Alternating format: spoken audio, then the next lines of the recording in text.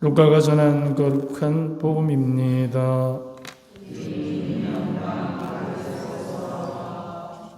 주간 첫날, 바로 그날 예수님의 제자들 가운데 두 사람이 예루살렘에서 예순 스타디온 떨어진 엠마오라는 마을로 가고 있었다. 그들은 그동안 일어난 모든 일에 관하여 서로 이야기하였다.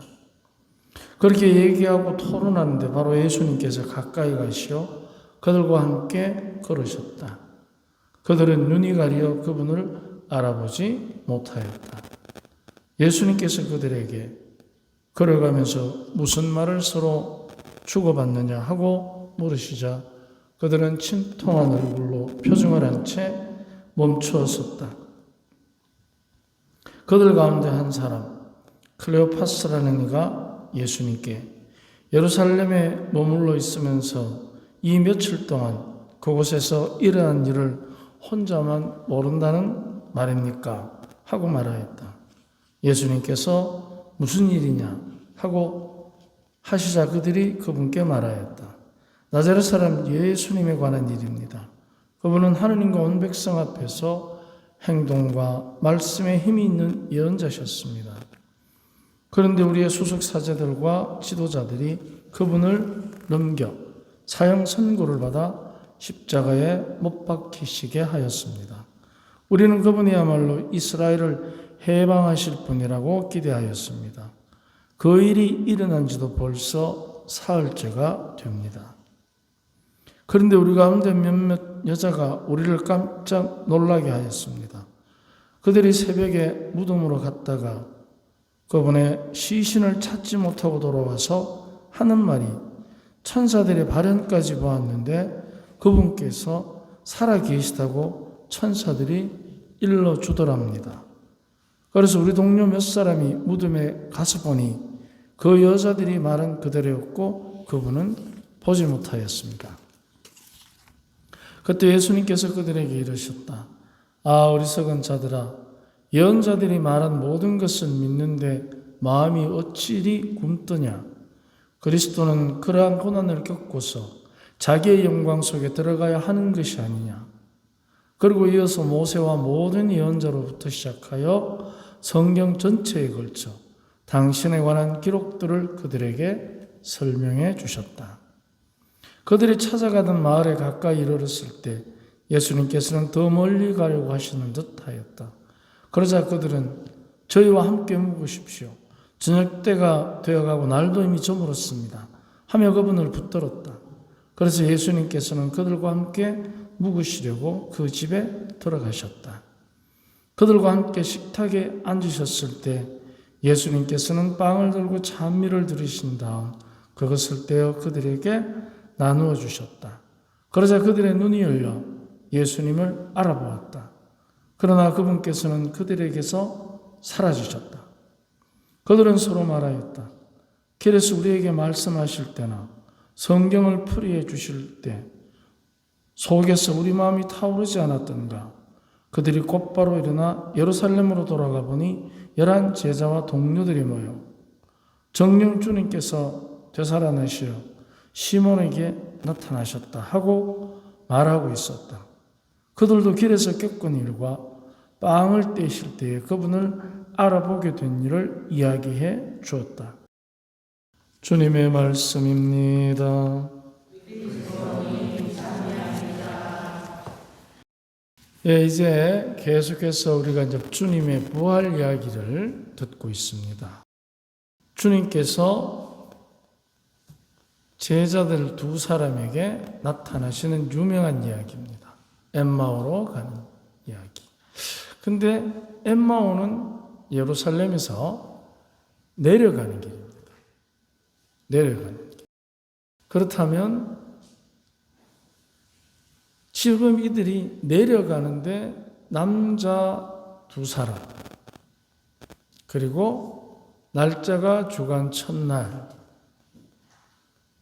그런데 이 두 사람 다가 지금 희망에 차 있습니까? 실망에 차 있습니까? 실망하고 있습니다. 자, 그러면 이제 실망한 두 사람, 거기에 또 한 사람이 나타납니다. 누굽니까? 예수님이 나타납니다.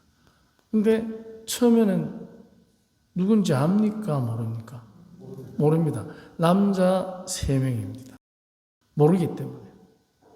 그런데 주간 첫날 부활절 첫 증인이 여자가 몇 사람이었습니까? 기억납니까? 몇 사람이죠? 3사람. 누구입니까? 마리아 막달레나, 요한나, 또 누구죠? 야고보의 어머니 마리아. 이렇게 해서 3사람이에요. 그러면 이제 첫 부활의 증인인 3사람의 여자, 실망해서 날아가는 3명의 남자, 이게 이제 3이에요. 왜 첫 번째 부활의 증인이 여자가 3사람이었을까? 왜 여자를 택했을까? 하니까 그날 저한테 대답을 이래 했어요. 말이 많아서. 여자들이 말이 많아서.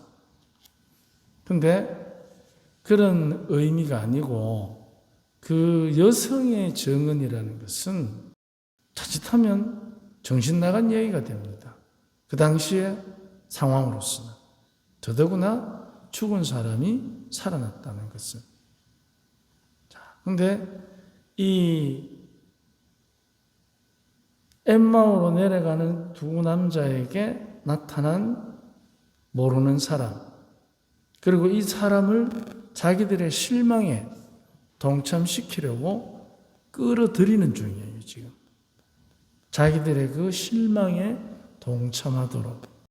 그러면 이 3사람의 남성이 주고받는 이야기, 이제 빵을 중심으로 해서 이야기가 진행이 됩니다.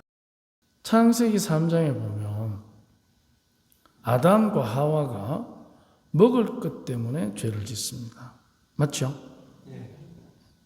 근데 엠마오로 가는 2 제자에게 나타나신 예수님께서는 먹을 것을 통해서 그들의 실망을 희망으로 바꿉니다.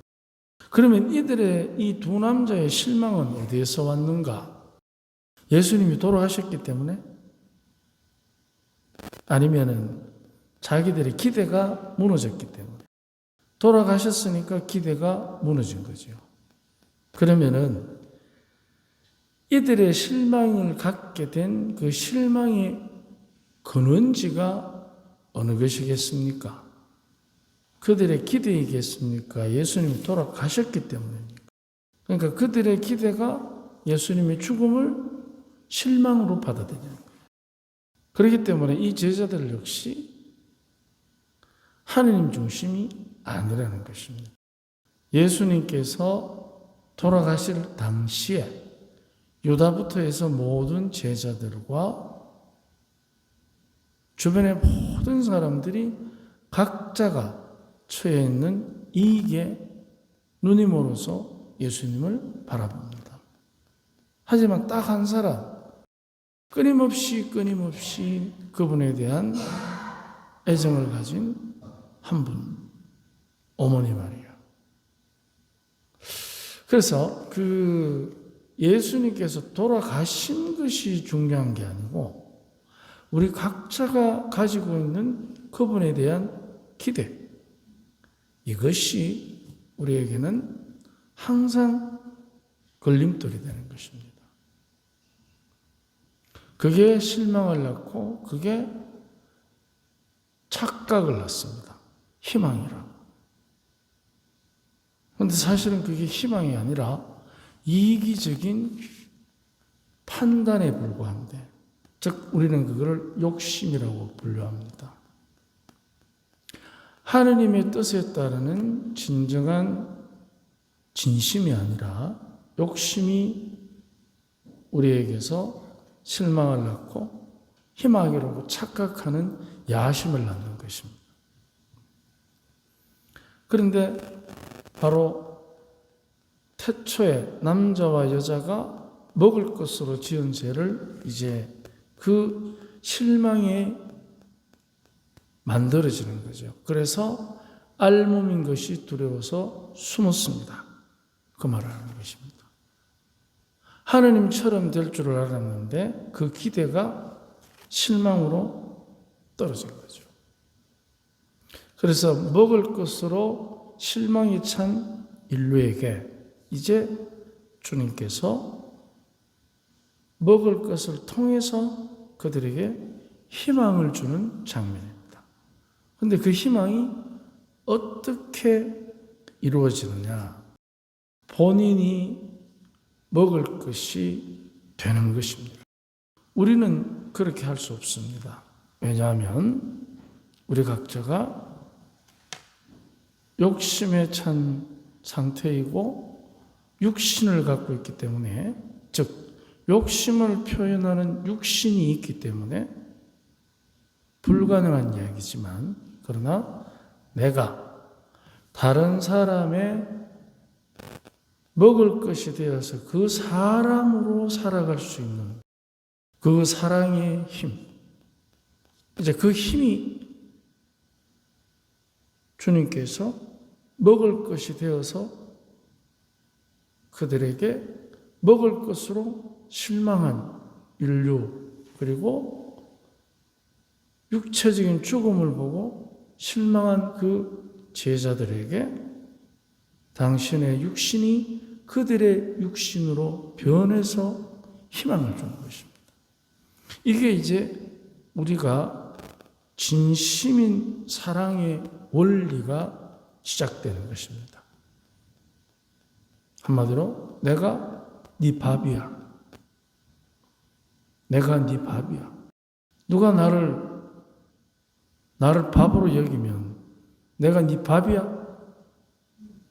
맞아. 네가 내 밥이야. 이게 이제 시작이 되는 거예요. 그래서 남이 나를 먹을 수 있도록 나를 버릴 수 있으면 이게 이 부활의 원리입니다. 그래서 내가 다른 사람의 밥이 될 때 부활한다는 것입니다. 우리가. 이게 실생활 속에서 굉장히 어렵죠.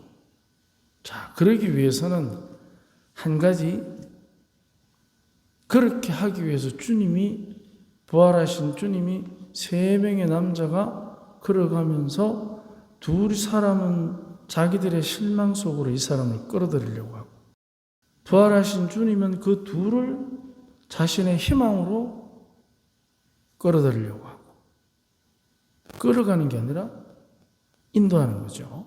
그래서 해야 하는 과정이 있습니다. 무슨 일이냐?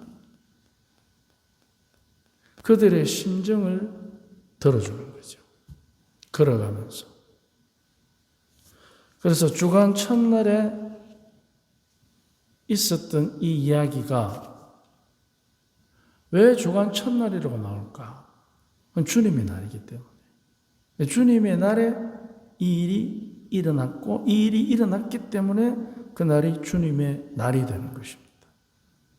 그래서 주님께서 함께 걸어가며 경청하는, 우리는 열받으면 함께 안 걸어갑니다. 각자 집에 가지. 함께 가고 싶은 사람, 그런 사람이 우리에게 있지만, 그런데 우리는 대부분 내 야심이 차지 않으면 함께 안 걸어갑니다. 각자 가지. 함께 걸어가고, 함께 걸어가면서 얼굴을 마주하고 그의 얘기를 듣습니다. 여러분들은 가정에서 부모, 자식 간에 얼굴을 마주하고 이야기해 본 적이 최근에 얼마나 많습니까? 얼굴을 마주보고, 그리고 같은 빵을 먹는데 이제 그 가치관, 자기들의 실망에 동참해 주는 듯한데, 자기들의 실망을 기억에 들어주는데, 자기들의 실망의 식탁에 함께 앉았는데 없어지는 거예요. 어떻게 이런 일이, 즉 너의 밥이 되는 과정입니다. 함께 걸어가고 무슨 일이냐고 어떻게 지내냐고 물어보고 같이 앉아서 밥 먹고 그러고 그가 되는 거죠. 이게 부활의 신비입니다. 그래서 부활은 일정한 과정이 있습니다. 죽은 시체가 벌떡 일어나는 그건 강시고 부활했다는 증거 그 과정에 보면 나도 부활하는 게 중요하지만 남을 부활시키기 위해서 함께 걸어가고 무슨 일이냐고 물어보고 어떻게 지내냐고 알아보고 그리고 같이 밥 먹고 그 과정이 필요한 겁니다. 이게 바로 나도 부활의 증인이지만 우리 각자가 주님을 모시기 때문에 부활의 증인 오늘도 우리는 그분이 빵이 되어 우리에게 오시는 미사를 함께 할 것입니다. 그 역사가 오늘 이루어지는 거죠. 그러면 나는 부활의 증인으로서 남을 주님처럼 부활시킬 수 있는 희망의 증인이 되어야 됩니다. 그래서 이 과정이 바로 그 남을 부활시키는 부활의 증인들이 해야 하는 그 과정을 직접 주님께서 보여주신 것입니다. 먹을 것으로 인해서 실망한 사람들을 내가 먹을 것이 되어서 희망을 주는 것입니다. 그래서 그 과정은 같이 걸어가면서 어떤 일이냐고 물어보고 같이 밥 먹고 그 과정이 꼭 필요합니다. 오늘 우리는 분명 부활의 증인입니다. 그리고 그 부활의 증인으로서 엠마오로 가는 제자들처럼 최후의 만찬상에 앉았던 제자들처럼 그분의 몸을 먹을 것입니다. 그러면 우리의 몸은 이제 내 몸이라고 주장하기보다 주님의 몸, 부활하신 주님의 몸으로서 다른 사람들을 부활시키는 죽음을 이겨내는 명약이 되는 것입니다. 오늘 하루 우리가 부활의 증인으로서 행복합시다. 아멘.